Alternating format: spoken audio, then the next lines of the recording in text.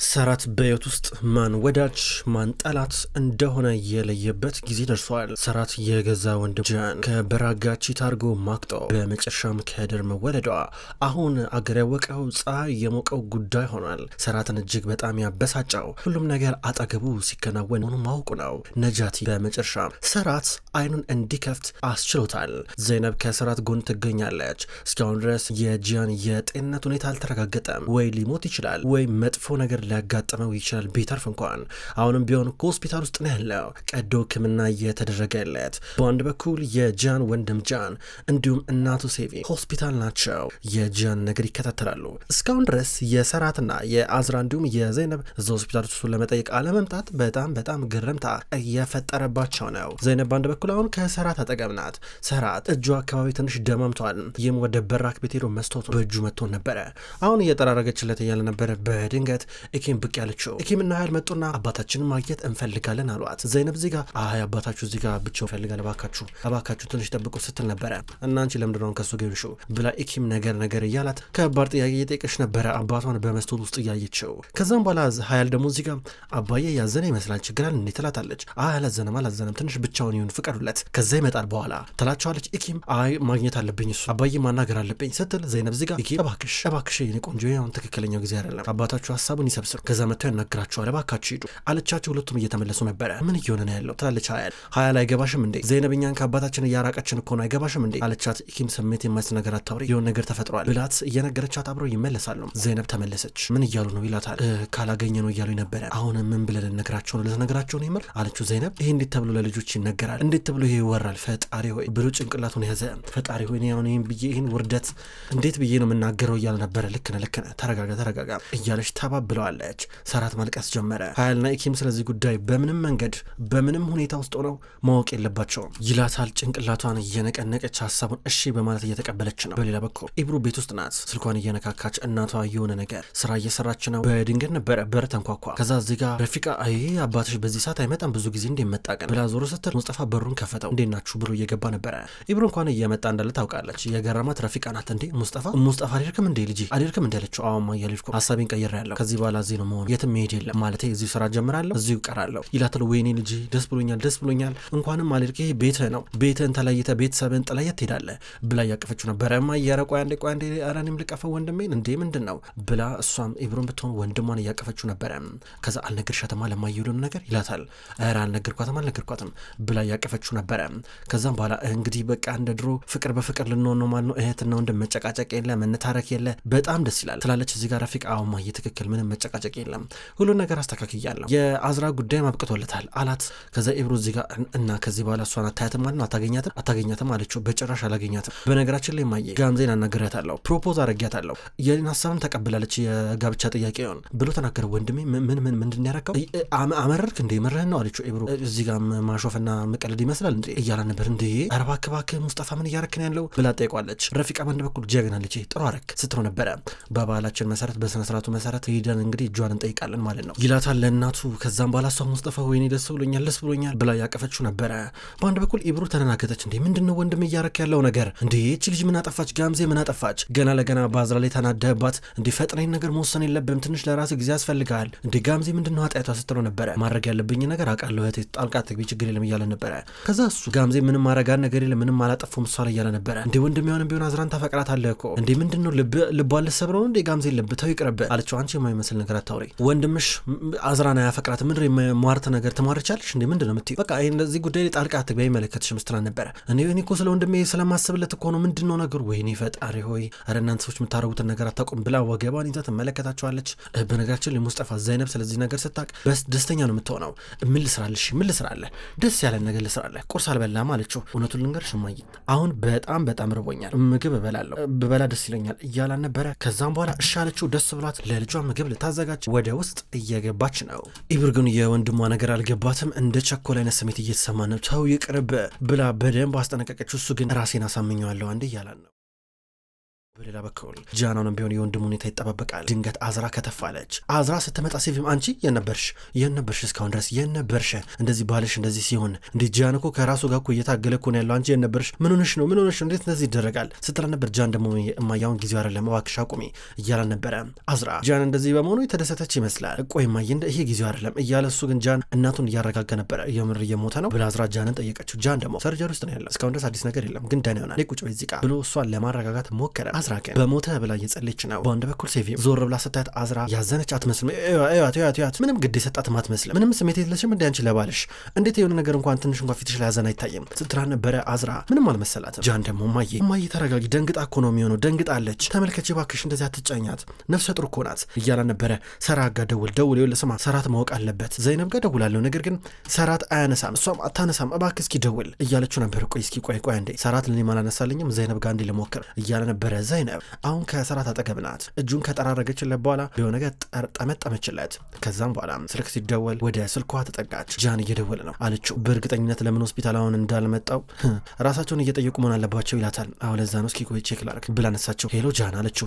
ዘይነብ ሰራትን ላገኘው አልቻልኩም በአንቺ በኩል ልሞክር ብዬ ነው ይላታል። ሰራት ቤት ነው ያለው አጠገቤ ነው ያለው አለችው። ኧረ እና ምን እንደተፈጠረ አልነገርሽውም እንዴ ብሎ ጠየቃት። ኧረ ሁሉን ነገር ያውቃል አላት። እና ሁሉን ነገር ካወቀ ለምን አይመጣም ሲላት ሴቪም ቆይ አምጣው ስልኩ ብላ ተቀበለች። ዘይነብ ነግሬሻለሁ ሰራት እዚህ እንዲመጣ ንገሪው አስረግጠሽ ንገሪው ስትላ ነበረ። ለምን እዚህ የማይመጣው ብላ አስጠይቃት። ዘይነብ በዝምታ ተዋጠች። እንዴ ይሄን እያረግሽ ያለሽው እሱን ከቤተሰባችን ለመለየት ነው እንዴ እየነገርኩሽ ነው ለሰራት ንገሪው ብላ አስጠነቀቀቻት።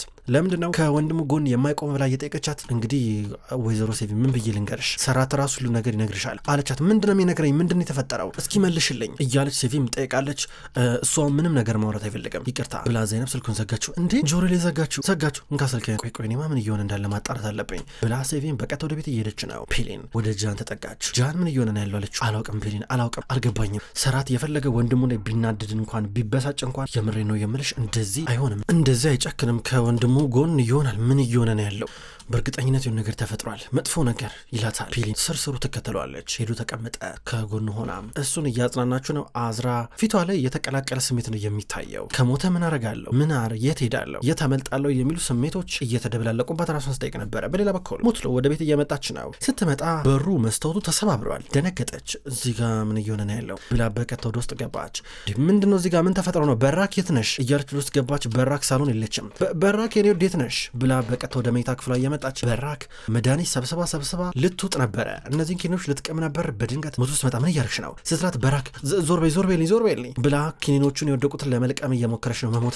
መሞት ፈልጋለሁ ተይም በቃ ትራተለች። ልጅ አልተውሽም እኔ አብሬሽ ነኝ አልተውሽም እያለች ሙትሉ እዚጋ በራክ ራሷ ላይ መጥፎ ነገር እንዳታረግ እያረጋጋቻ ነበረ። በአንድ በኩል እንዲህ በራክ ምን ሆነሻል በራክ ዘይነብ ያደረገችሽ ነገር አለ ያለቻት። እኔ ነኝ እንጂ በእኔ ምክንያት ነው ዘይነብ ምን ታረጋለች እኔ በህይወት መኖር አይገባኝም እኔ መሞት ነው ያለብኝ አሁን ለምሮማቴ ተይም በቃ መሞት ፈልጋለሁ ተይም በቃ ትላታለች። በራክ ልጄ ስሚኝ አንድ ጊዜ ምን እያልሽ ነው ያለሽው እንዴ ምን አጠፋሽ አንቺ ስሚኝ አንድ ጊዜ ስትራ ነበረ። እማዬ መጥፎ ነገር ሰራው ሰራት ላይ ማገጥኩበት ቺታረኩበት ከጂያን ጋር አብሬ ቺታረኩበት አለቻት።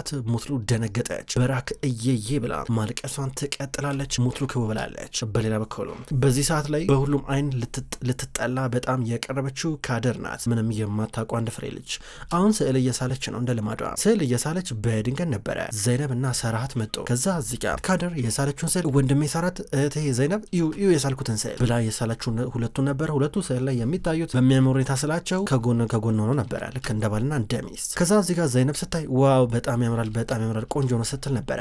ሰራት ደግሞ ዝም ብሎ የካደርን አይኖች መመልከት ጀመረ። እዚህ ጋር ካደርን ሲያዩ የሚያዩ ራሱ ጂያንን ነበረ። ከዛ በጣም ተበሳጨ፣ ተናደደ። ከዛ በኋላ እዚህ ጋር ካደር የሱን ስሜት አንብባለች። ይህን አስተያየት ታውቋለች።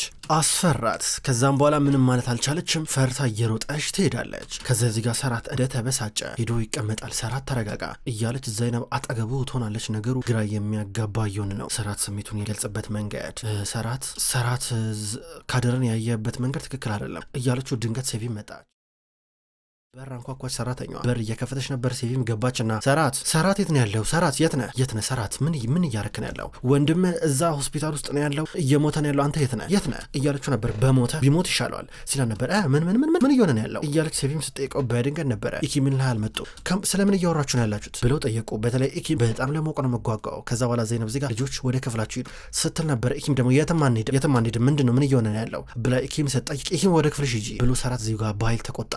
ከዛ ኢኪም ላይ ተጣድፈው በፍጥነት ወደ ክፍላቸው ይሄዳሉ። ኢኪም ተናዳለች። ሰራት በአንድ በኩል ወደ ውጭ በበረንዳው እየወጣ ነበረ። ሰራት እንዴት ወንድም ላይ እንደዚህ ነገር ትናገራለህ? አታፍርም እንዴ ስትለው ነበር። አላፍርም እነሱ ያላፈሩበት እንዴት ብዬ ነው የማፍረው እያለ ነበረ። በአንድ በኩል ዘይነብ ሰራት ልጆቹ ይሰማሉ ተውተው እንደዛ ትበል ስትለው ነበር። አንቺ ዝም በይ ምንድነው ሰራት እየሆነ ያለው ነገር በግልጽ ንገረኝ። ምን ማለት ነው? እነማን ናቸው እነሱ ማለት? ጂያን ነው? ጂያን ምን አረገ? ጂያን ምን የሚያሳፈር ነገር ሰራ ደግሞ? ሰራት ምንድነው የምታስበው? ቆይ አንተ ምንድነው ችግረ እያለችው ነበረ። ሰራት በቃ ልንገራት ብሎ ወሰነ። በራክ ከወንድሜ ጋር ግንኙነት አላት እማዬ ይገባሻል የምለው አላት ስትለው ነበር። ከጂያን ጋር ግንኙነት ነበራት። ካድር የእነሱ ልጅ ናት ብሎ ተናገረ። የጂያን ልጅ ናት ካድር ብሎ ሲናገር ወይኔ አምላኬ ወይኔ ምንድነው የምታሰማኝ ዘንድሮ ወይኔ ምንድነው ብላ ተንገዳገደች። ዘይነብ ቆይ እዚህ ጋር ቁጭ በይ ብላ ወንበር ሳብ አድርጋ እንድትቀመጥ አደረገቻት። ሰራት እውነት ነው የምታወራው ነገር ተናዳር ለማን እንደዚህ ነገር የምታወራው ይሄ እኮ የማይታመን ነገር እኮ ነው። ወይኔ ፈጣሪ አኪ ምንድነው የሚባለው? ያው ይሄ ምን ውርደት ነው? ጂያን እንዴት ጂያን ለዛ ነው ራሱን ከፎቅ ላይ ጣለው ማለት ነው? አሁን ገና ነው የገባኝ ስትል ነበረ። ሰራት መሬት ይመለከታል። የታጀር ቤተሰብ ውስጥ ኃይለኛ እኔ ነኝ ያለ የኮራ የዘነጠ ድብርት ገብቷል። ሁሉም ድብርት ውስጥ ነው ያለው። ኢኪሚናል መኝታ ክፍላቸው ሄደው ቁጭ ብለው እየተነታረኩ ነበረ። ኢብሩ በሌላ በኩል ትካዜ ውስጥ ናት። ኢብሩ ወንድሟ የወሰነው ውሳኔ ትክክል እንዳልሆነ የምታምነው፣ ረፊቃ ደግሞ ደስ ብሏታል። ስለዚህ የዛሬውን የምስራች በስርዓት ለዘይነብ ካልደወልኩና ካልነገርኩ እያለች ነበረ። ደወለች። የዘይነብ ስልክ አይነሳም። ዘይነብ ምን ሆና ነው ዘይነብ ስልክ ማታነሳው እያለች ረፊቃ ትጠይቃለች። እማዬ እባክሽ ተረጋጊ፣ ስራ ላይ ሆና ሊሆን ይችላል ስትላን ነበረ።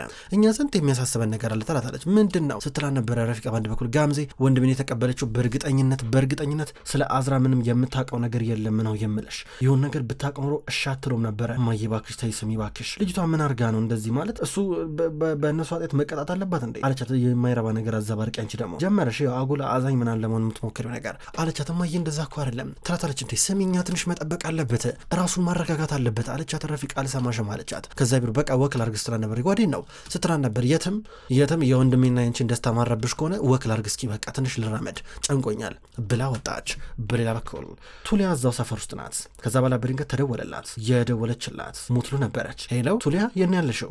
እስኪ በእናትሽ ቤት ነይ፣ ባልሽንም ይዘሹ ነይ። ቤት በር ላይ መስቶ ተሰባበረና መጥቶ እንዲጠገነው ንገሪው አለቻት። ምን ተፈጠረ ችግር አለ እንዴ ምንድን ነው ስትላ ነበር። ዝም ብለሽ ጥያቄ በእናትሽ ባልሽን ይዘሹ ነይ ብቻ አለቻት። በሌላ በኩል እና አዝራውንም ቢሆን ሆስፒታል ሆኖ ነገሮችን ይከታተላሉ። አዝራ ግልጽ ነው ጃን በሞተ በላይ የተመኘች መሆን አለበት። በአንድ በኩል ደግሞ እዚህ ጋር ፔሪ የአዝራ ሁኔታ ትከታተላለች። አዝራ ምንም የመሰላት አትመስልም።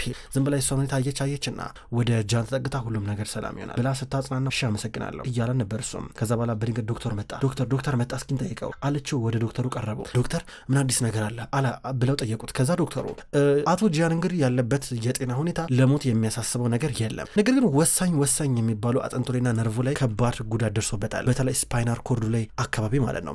ስፓይናል ኮርዱ አካባቢ ላይ የደረሰውን ጉዳት እኛ ማከምና ወደኋላ መመለስ አንችልም። ይሄ ማለት ስሜቱን መቆጣጠር ወይ ደግሞ አንዳንድ የሰውነት ክፍሎቹን ላይሰማው ይችላል። ይሄ ማለት ፓራላይዝ ሊሆን ይችላል ማለት ነው አላቸው። ዶክተር እያልክ ያለው ወንድሜ ሊራመድ አይችልም እንደዛ ነው ብሎ ጠየቀው። ዶክተሩ እንደዛ ነው ያልኩት በትክክል ይለዋል። እንደዚህ ብሎ ዶክተሩ ሲናገር አዝራ ፊት ላይ ደስታ ነበር የሚታየው። ከዚህ በኋላ ጃን ልትገላገለው እንደሆነ ስሜት ተሰማት። ፔሌን የአዝራን ፊት ታያለች። አዝራ ፊቷ ላይ ግማሽ ፈገግታ ይታያል። ጃን በአንድ በኩል እያስተዋል አልነበረም። ወይኔ እማዬ ታዝናለች፣ እማዬ በጣም ነው የምታዝነው፣ እንግዲህ ምንድን ነው የሚደረገው እያለ ነበረ። ሰራት በአንድ በኩል ለልጆቹ ላይ ያናገራቸው ወደ ክፍላቸው ገባ። ልጆች ይላችሁ ከዚህ በኋላ የእናታችሁና ያጎታችሁ ስም እዚህ ቤት በጭራሽ ስማቸው አይነሳም አላቸው። ደነገጡ። ከዛ ያህል እሺ የማየስ እሺ ግን አጎቴ ምን አደረገ አለችው። በቃ ተናገር ያለው የእነሱ ስም ከዚህ በኋላ እዚህ ቤት ውስጥ አይነሳም እያለ ነበረ።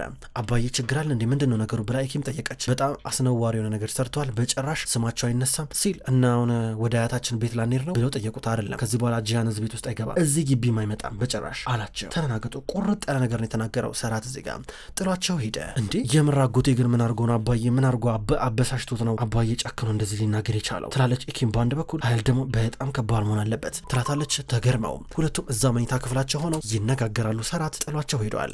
ክብራትና ክብራን እንኳን ወደ ቅመም ስቶሪ የዩቲዩብ ቻናል በሰላም መጣችሁ ውድ ተመልካቾች። በዛሬው ዕለት ወደ እናንተ የታመሙ አበቦች የሚሰኘው ድራማ በዚህ መልኩ ወደ እናንተ አርሻለሁ። ክብራን ተመልካቾች ቅመም ስቶሪ የዩቲዩብ ቻናል ከዚህ በኋላ የታመሙ አበቦች የሚሰኘውን አስገራሚ ደስ የሚል የፍቅር የቱርክ ድራማ ወደ እናንተ ይዞ ይመጣል። ቀኑን ጠብቄ እኔ ወደ እናንተ አደርሳለሁ። የታመሙ አበቦች እንዲሁም ሌሎች ተከታታይ ድራማ ክፍሎች በቀጣይ ወደ እናንተ ይደርሳል። በቀጣይ በአዲስ ቪዲዮ እስከምንገናኝ ድረስ በያላችሁበት መልካም ቆይታ ይሆን።